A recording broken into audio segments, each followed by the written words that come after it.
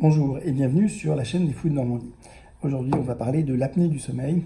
L'apnée du sommeil, c'est un trouble qui n'est pas d'origine psychiatrique, mais qui a des conséquences importantes pour nous en psychiatrie. C'est un trouble qui porte plutôt bien son nom, le syndrome d'apnée du sommeil. C'est un syndrome où finalement les patients vont avoir des sortes d'apnée, c'est-à-dire de pauses respiratoires, qui vont avoir des conséquences importantes sur leur organisme pendant la nuit, pauses qui sont fréquentes, multiples, et qui ont un impact sur la qualité du sommeil. Les symptômes les plus fréquents de ce type de trouble, c'est une sorte de fatigue chronique non expliquée, c'est-à-dire je dors beaucoup et pourtant je suis toujours très fatigué. Donc avec un sommeil qui est suspecté d'être de mauvaise qualité. Alors pourquoi de mauvaise qualité? Parce que justement, la personne, pour différentes raisons possibles, va avoir donc des pauses respiratoires, et donc avec une baisse de l'oxygénation, puisque j'arrête de respirer, forcément mon oxygène diminue dans mon sang, une baisse de l'oxygénation dans le corps, et donc un certain nombre de conséquences sur le plan du corps humain.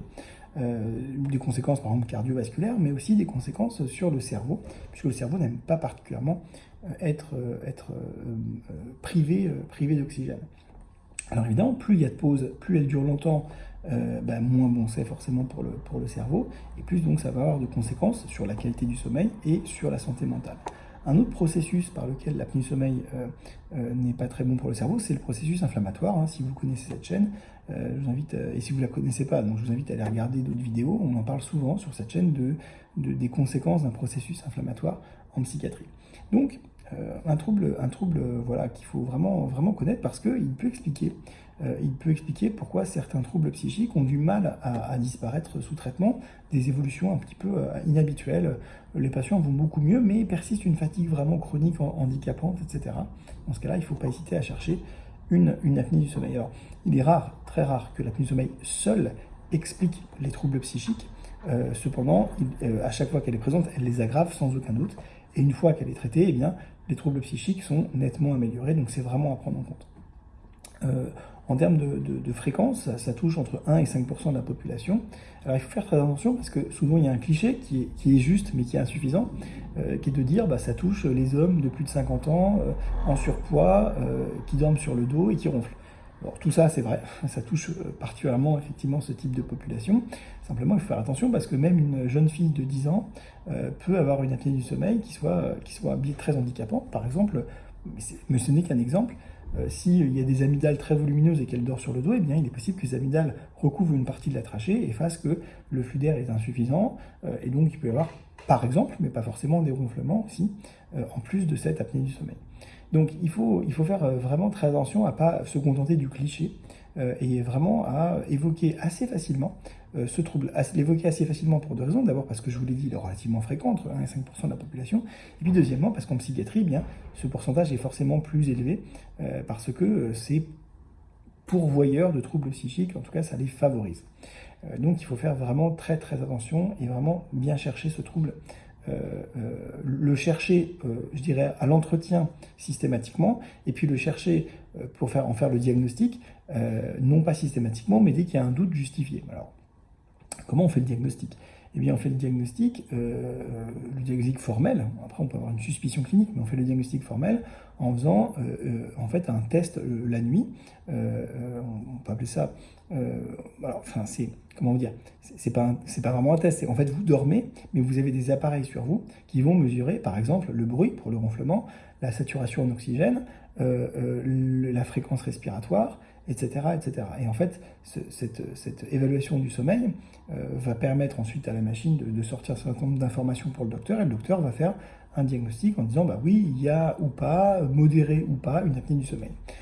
Il y a un cut-off, une ligne qui est considérée à partir de 30 apnées par heure. On considère que ça devient handicapant, mais enfin, ce seuil peut être abaissé en fonction des circonstances, et donc c'est pas aussi simple que ça. Si par exemple il y a moins d'apnées par heure, mais qu'il y a des désaturations vraiment importantes, c'est-à-dire le manque d'oxygène est vraiment important, ça peut être pris en compte aussi évidemment. Enfin, c'est un travail de spécialiste qu'il faut laisser aux spécialistes, et je n'en suis pas. C'est une sorte d'examen qui se fait la nuit dans votre sommeil, en général chez vous. Il est rarement nécessaire d'aller à l'hôpital pour le faire. Donc en général chez vous, avec des appareils qui vous sont installés, et ensuite vous dormez, et donc le professionnel récupère les appareils. En général, c'est pas lui directement qui vient récupérer les appareils, mais voilà. Après, ça dépend de chaque professionnel. Donc le diagnostic, enfin la suspicion, elle est clinique. Le diagnostic, il est avec cet examen la nuit, hein, ce protocole, voilà, avec plusieurs paramètres.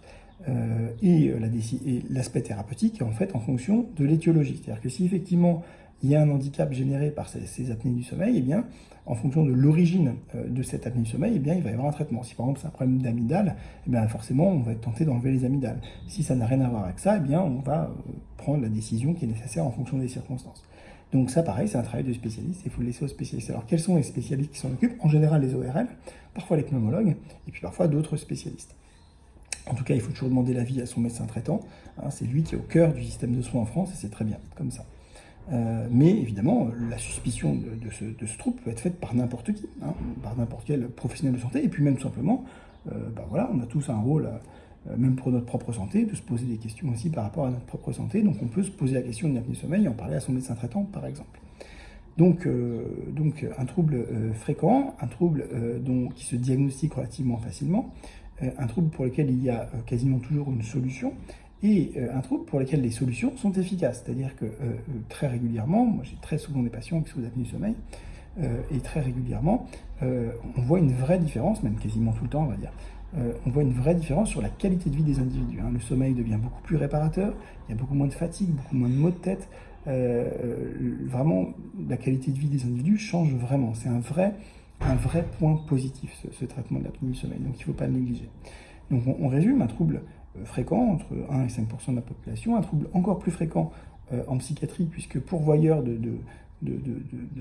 en tout cas de favorisant les troubles psychiques et les rendant parfois un peu résistants. Un trouble dont le diagnostic se fait aisément, l'évocation est clinique et la validation, elle est paraclinique avec cet examen, et un trouble dont la prise en charge est efficace, donc pourquoi s'en priver?